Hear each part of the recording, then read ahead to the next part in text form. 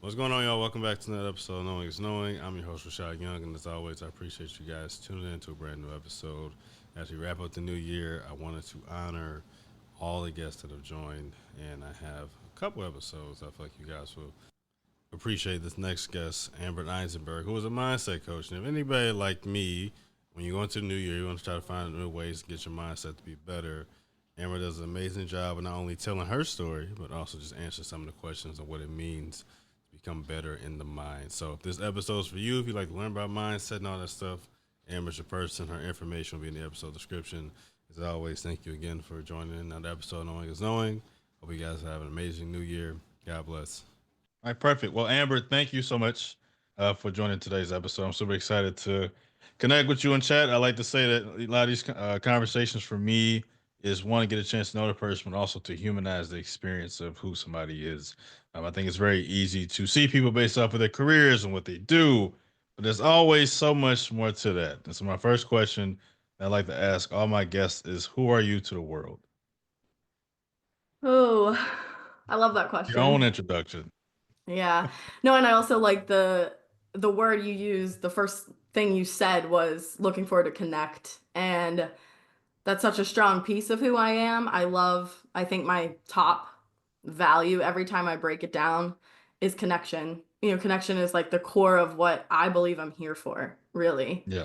I would make the argument everyone, to be honest, but to answer the question who I am, I think Mm. educator is a strong word for that too. I am a special education teacher in the Pittsburgh Public Schools in the city of Pittsburgh, Pennsylvania. And I've been doing this. This is my 11th year that I'll be wrapping up. So I've been Wow. a teacher for 11 years. And I just started softball coaching 10U little girls. And I'm a Whoa. life coach. And, the Okay. intersectionality of all of that is educating, right? It doesn't matter Yeah. what I'm educating, what I'm teaching people about. I love it. It's who I Yeah. am. Well, first and foremost, happy Teacher Appreciation Week from one Oh, educator thanks. Yeah. from one educator to the next. This is our week to shine and connect. So Yeah. I just wanted to say that. Thank you for all the work that you do. Education is, as you know, is a very interesting space. Requires a lot of work and practice, and obviously, in the area that you work in. That I'm curious to know, like, what got you working with students with needs. Yeah, well, when I first went to college, I wanted to do high school math, so it had nothing to do with special education. But I got a job in college as a work study student Okay. at a nearby day school for students with pretty severe disabilities. And Okay. I did that all through college every single year. There was one semester that I had another job also, and I wasn't allowed because the work studies, like, it's like money to help you out financially. And you can't do Sure. two. So if you have one job, then you can't qualify for the other one or whatever. And I ended up Right. volunteering that semester because I loved it so much. I would not give it up. And it was about halfway through my time there that the teachers that worked there, I was just supporting them, but they told me over and over Mm. again, they're like, you should be doing this, like, why are you not getting special education? And I said over and over, I said, I like it, I love it, but I'm just doing what you're telling me to do. I don't think I'm actually anything special.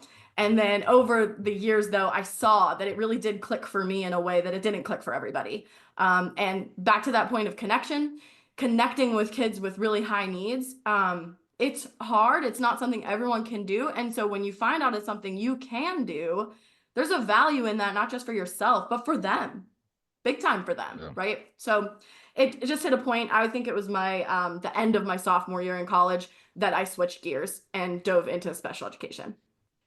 Oh, I love that. You mentioned high school math, so I get it. I originally wanted to do middle school history, but I figured out really quick. I did not want to work with them. Thought it was great, but when you're working with kids, usually it just kind of falls into your lap as far as like what it makes more sense to you. I guess my next question for you is working with kids with needs. Not everybody understands the world of that. What do you think is one big misconception that comes from that world? Yeah, the this I think this is what you mean. Well, this is what came to mind when you said that, when you said all of Sure. that. in my opinion, I work with kids with autism. Yeah. And over the years, I've worked with kids with all different kinds of autism. Autism is different in every single person that it presents in. And I Gotcha. think one of the biggest misconceptions that also can make me angry is that if they can't communicate with you smoothly and easily, a lot of people underestimate their ability to understand, Mm-hmm. and they'll talk in front of them in a way you wouldn't do. They'll underestimate their abilities, Yeah. and I think that is one of the hugest misconceptions with anyone with special needs, is that that there's a lack of understanding somewhere, when really the receptive ability is way higher than the expressive. And if we Yeah. just judge based on the expressive, then you're gonna really lose out on so many opportunities in teaching that child and getting to know that child and allowing that child to get to know you. Because even if a kid Yeah. doesn't know who I am and I continually tell them, I don't stop telling them or reminding them why I'm there or telling them that I care, just because they can't reiterate that back to me. Right. Yeah. Mhm. No, I mean, I think that makes sense. I think, yeah, it's oftentimes the misunderstanding of how something is not expressed versus what they can understand. Working very seldomly with students with autism and other things, that was one of the things I had to learn relatively quick, was like, these kids do understand. They just have a different way of going about it. And so it's Yeah. like, how do you meet them in the middle with that? So being in education, as long as you have been, what keeps you going in that space, especially with a place that has very high turnover in today's time? Yeah. Well, it's interesting you say that, because I'm not sure I want to stay to Ah, retirement. okay. I love what I do, but when I say that, what I mean is I love my students.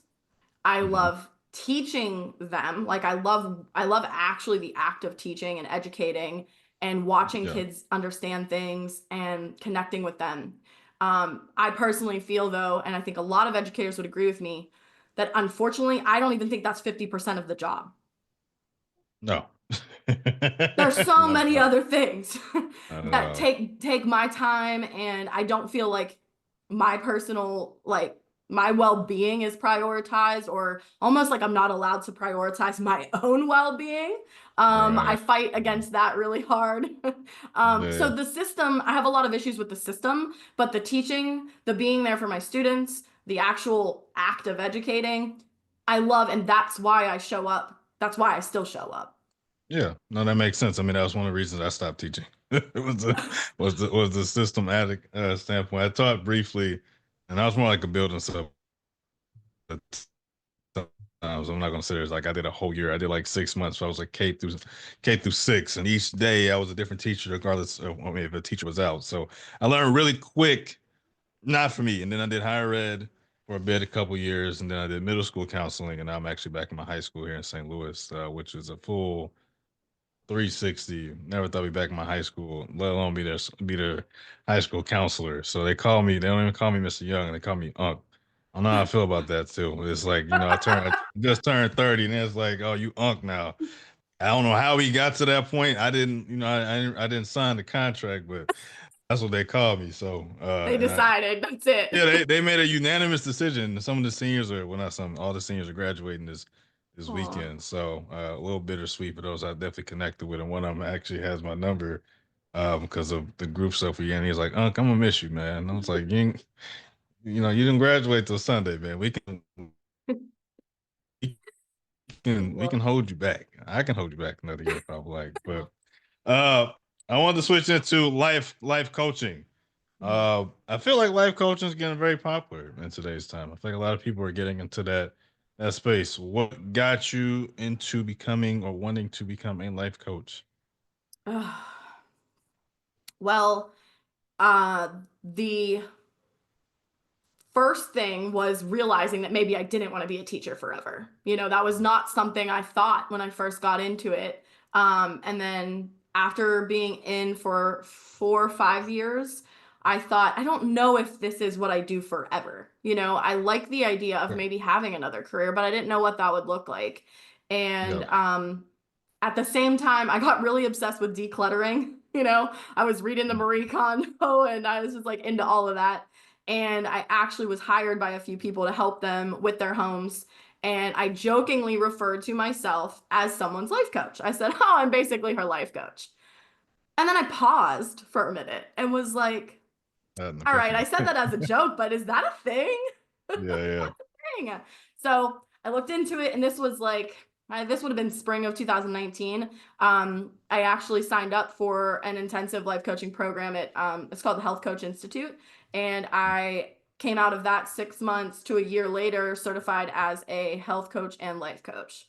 And that program was ICF accredited. So there's no legal licensor for a coach, but there Right. is an organization called the International Coaching Federation that kind of gives their stamp of approval on certain Sure. programs. Sure. And so I made sure that that was, I mean, it's the highest credential you could really have if that's what you're looking for, not to say that it's required, but it was important to me to have something under my belt like that. So after I did that, that's when the pandemic hit. Mm. I started dating my husband. A few Yeah. months after that, I bought a house. Oh Then I wow. got a different, like I still stayed in my in the same district, but I got a different teaching job. So that kind of refreshed me a little bit. Yeah. And so there were just a bunch of things back to back to back to back that happened that sort of pulled me away from it. So I didn't continue to pursue right then and there, but I had the certification and just kind of sat with it for a few years. And Yeah. then it was January of 2024, so like a year and a half ago, that I had one random conversation with one friend that just made everything like click back into place. And I've been pursuing it aggressively since then. I just love the idea. Oh, I'm sorry. I don't know if you froze, Okay. but No, I love that. ultimately, Love that. ultimately, I just love the idea of helping people live So, more fulfilling lives. I I love my life so much, even when it's hard and shitty, I can see the value in it, and I feel gratitude for so many little things. And I just would love to share that skill and that practice with anyone who wants it. yeah. No, I think that's beautiful. I love that. It's to life coaching and your clients traditionally are is it women, is it young people, is it old people? Who do you typically work with as a life coach? Yeah, I'm kind of honing in on, honestly, women similar to me, women who are, oh, sorry, hold on one second. This might be my problem. No, you're fine. Um, so my ideal client is probably a woman similar to myself. She's someone who is, you know, in the helping field, education, healthcare, therapy, social work, somewhere in that realm, who just knows she wants to live a big life. Um, and wants to value and enjoy and just like feel that fulfillment in life. And it's hard when you're in a helping profession and I mean, I'm assuming you know this. You get in it for the passion and you're there, but it takes so much out of you. So then you come home and a lot of people, I'm not a parent, but I'm around a lot of mothers who feel drained when they go home to their own children. And people feeling like they don't have time for their significant others when they go home because they just want everyone to be quiet. So that's something that I really think, if I can help someone enjoy the little moments, stay grounded through the tough times, and really just like live the most fulfilling life they can with what they've created. Yeah. So how do you think we do enjoy those little moments? You express gratitude kind of being one of like your strengths. Like how do you think we do find those small things of joy and gratitude? Intentionality, really. I think you have to be intentional about it. I think you have to go about your day with the decision that you're going to look for them, you know, and curiosity. Mm. Was there any books that inspired you to get to this point in thought, or would you just somebody who always was like this growing up? So combination. I have just always been obsessed with like all things personal growth. I learned about the law of attraction by watching the Oprah Winfrey show at 3 p.m. for, after school when I was in high school. My mom and I talk about the law of attraction a lot, even still to this day. I love Untamed by Glennon Doyle. I Mhm. have read, I also like Brene Brown. I saw her. Netflix special right around COVID also, and that kind of Mhm. was one of the gears. I just like eat it all up, honestly. Like I mentioned the decluttering. I read something about minimalism and the decluttering sort of piece. I've also been I'm really into meditation too, and I lead meditations once a week at a local business. Or I'm sorry, once a month, not once a week, but once a month I lead meditations at a local business, and I'm trying to get into a few more. I really enjoy it. I think it's so powerful and just a great way to relax and center yourself and just get yourself in the right frame of mind for these kind of things. But so I've learned how to meditate from a bunch of different places. Sometimes I just pull up a YouTube video. I've also bought programs. I've also learned, I just do it in any way, shape, or form I can. I take in whatever I see, whatever comes across. I consider it inspired action. When I walk by a book that I'm like, ooh, well, that means I need to grab it. So Yeah. the 5 Yeah. a.m. Club is my more recent one. Yes, good book. Love that book. It took an interesting twist in the beginning because I'm trying to remember as best I can, but uh, the guy that was essentially the artist, it was really interesting seeing like how people judged them. But that was the one thing I learned from the book was don't judge a book by its cover. Yeah.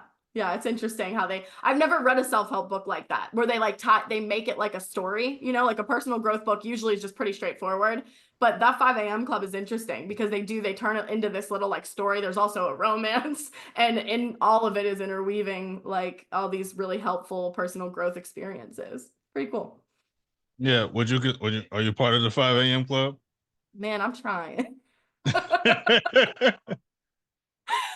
Every night when I go to sleep, my husband goes, "What time are you waking up tomorrow?" I say 5. He's like, "Okay, so what time really?" So yeah, no, I'm trying. I'm usually getting up definitely earlier than I used to, and it's probably around like 6:30, which is better than where I was. Yeah, I'm no longer yeah. getting up, rushing No, to I get mean, ready, and rushing out the door. yeah, no, I feel like everybody has that run at some point where you're just like, I'm just waking up just to get up and go to work. But uh, I think more importantly, the five a.m. club isn't necessarily about just waking up at 5 a.m. I think it's just waking up at a time that creates the most productivity. Because I think sometimes some people do get like super fixated on this particular time and this particular routine to create like this thing of success, and I just don't think that that's realistic. Everybody's life is different. Some people got kids, Yeah. dogs, different schedules with their partners. It's not always realistic. So finding something that works best for you is great. My next question for you is: what is something you would have told Amber 10 years ago, um, today, knowing what you know now? All right, let me think for a minute. That's a good question. Take your time. Take your time. All right, 10 years ago. So I'm 34. So when I was 24, what would I tell myself?